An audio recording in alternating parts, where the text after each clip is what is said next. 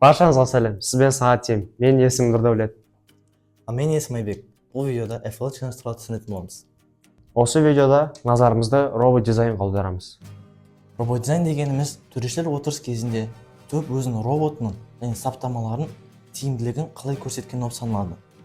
Топтар қалаған робот жинай алады.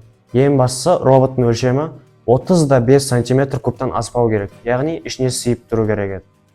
Және де айта кетсе, командалар роботты YouTube'тан қарап және көрсетсе болады. Оған қарсы ешқандай ереже жоқ.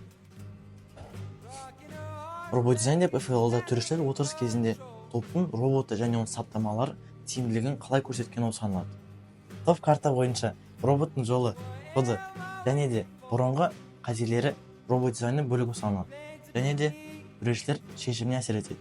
Сізбен болған сағат тем. Көргеніңіз үшін рахмет.